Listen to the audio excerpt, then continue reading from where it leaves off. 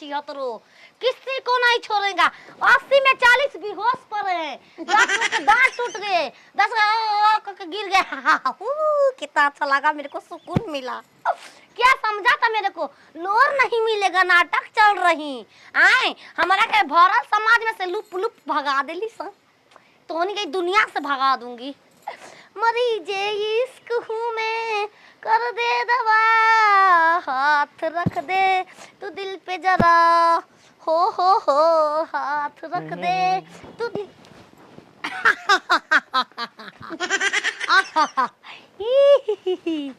ओ की होती बाल मुकुंद, कैसी हो? हैं? कैसी हो? जुग बदल गइल का दिन में भूत दौड़ता ना सा। अरे सरिया कमरिया से हाय राजा जी खुल जा। आँख बंद कर तो, आँख बंद कर तो क्या फोड़ दूंगी।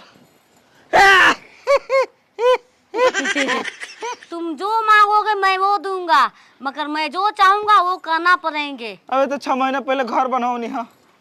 ए भूत माता, हम तार कुछ बिगाड़ले नहीं। हम हेने बानी हिम्मत नहीं है कि ताकि। ओ डर सुनी, इसको कहते हैं मुर्गा लेब, दारू लेब, जवन लेब तवन हम देब, बाकी हमरा घर छोड़ के चल जाई। छोटे छोटे बच्चा बना सा। हमके मकरी के रस चाहिए। मकरी मकरी ना बकरी कहीं दूध हो। मकरी ना भोसरी वाला। अच्छा, ओहनी के घर बड़ा सुंदर बनावली सन, गोल गोल में। ओहनी के कहां से धागा मिलेला, क्यों ना बाजार से लियावली सो। ओहनी धागा ना पूछे के बा, उ चल जानी सा, छेड़ जानी सा। अच्छी बात है। हम खुद पूछ लेम, तू मकरी लिया हमके। मकरी या भोसरी के खाओ लागेला, लागत होई। आय का करी हां, हेने बोल। हिम्मत नहीं के, हमार हिम्मत नहीं के परत। नाच के दिखाओ। हां, नाच के दिखाओ, नहीं तो फिर ले दूंगी तुम्हारा। नाचो नाचो। ऐसा में के रहत तो हम का करता। धीम धीम तेंगे तेंगे तेंगे तेंगे तेंगे तेंगे तेंगे। हेने बानी हेंगे हेंगे हेने बानी। हम बेहोश।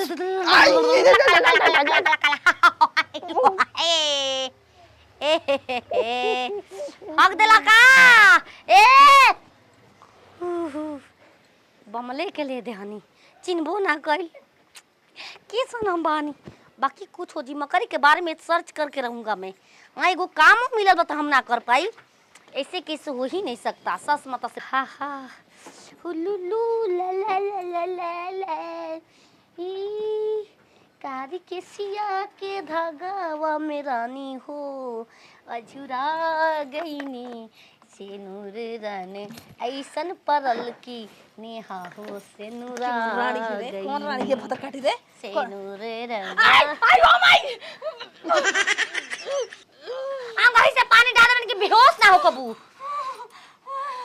ओ भाई अबे तो सब ना लगा तो भूतवा का हो बाबू। ए ससमाई ससमाई तू कौन जमाना के हो तो जा हमार पतो, हमारा ये जमाना में बस एक ही पतो भी वो पागली कौन जमाना।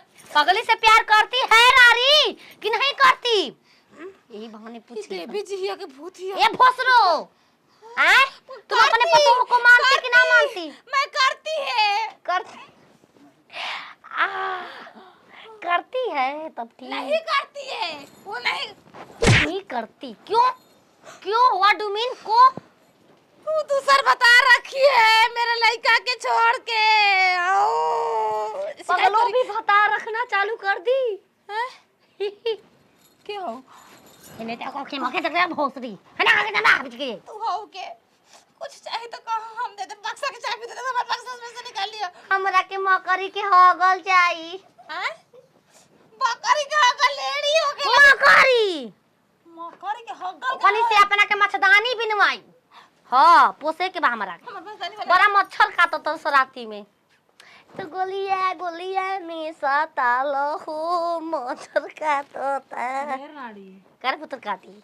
अरे अच्छी नाड़ी। अरे सवतिया, अरे अच्छी हतारी। अरे तोर माई के ए हाउ ओए हो माई हट।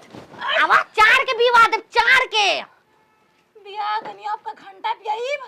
आपका पियाई घंटा भी आइबू तो हम मंदिर में टांग आऊं। मंदिर में तू बिया के तो देख, हम टांग के दिखा दे।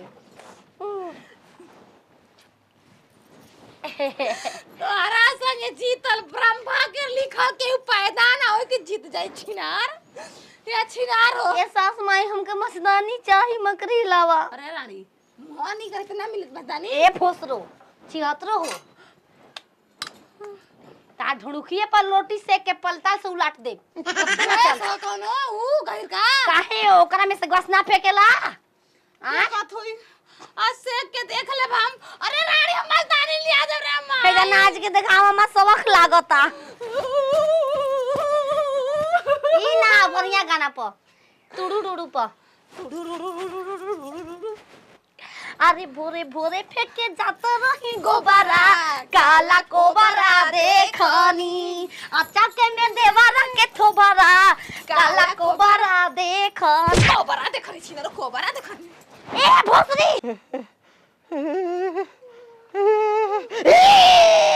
तोरा का बोले माई के देखी घर से बिजली मार देला तोरा के तोरा ठंडा ना बिजली मरले रहे तो बर्दाश्त रहला रे माई चटपट चल गई दुख ना होई समझ के बबुआ से खतर रे बच्चा चुराइल डरवा देले बिया हां कृष्णा 3 गो सुई रेला सच उतरे प 3 गो सुई हमारा कम से कम तो तब 6 गो लागी। 3 पता दवाई लिखल बा तोहर बेटवा के बने के दुहलिया कह दे के गरम पानी करो रे तोहरिया बहुत भयानक भूत बा माई देख जौन ओझा घर बनले बा ठीक नहीं के बनले माई माई रे कैसे हमरा के मार माई माई तीन में हरी है तार में हरी हो ना तीन आए मार के भागल छोड़ देती कैसे जहां न तहां ये तोर मऊ की मच्छरदानी किनवाए खाती हाल कइले बिया। हमके मस्तानी मच्छर काटतन सा चितकाबर होत हमके हरसा मस्तानी ना चाहिए बिलबिलवा उ गड़ेला हो हमके ओसन मस्तानी चाहिए मकरी वाला बनावल मकरी के हां तार माई तू के ही बियाह रलिया पकड़ हिया कहत रलिया कि रुक रे रुक आओ ना तक के रुक रे डाल के छपड़ा गंजू लागत तलुआ करे पैसे आई के रहा अरे 3 गो सुई लागल बा रे पैसा कहां से उधारी हम ना दे पैसा चोली गिरवी ई रख बता के हम तहारा के 30 रुपया देले रही आय अब पैसा वापस ये गिरवी रखाए लगा गाना रखी गाना गुड़िया रख दे को बक्सा में धइल में लेके दिया और धयावा धया दी बा हां ले आवो एगो हम कह देते ओइ पर काम दादी मोइसा ले ही आओ चार करबिया पाँच गो। कहियो हम मर जीव त बिना भातार के हो जइबी ए छिहत्रो मार जा फिर से ताके पैदा कर दे बिया जेबू जिन जाने राड होया उनका से पूछा पति के महत्व लार बनावती रह हमरा तुरंत के राड़ अरे नतिया चल नानी के चल चल खरा द्वारा छोड़ के दे।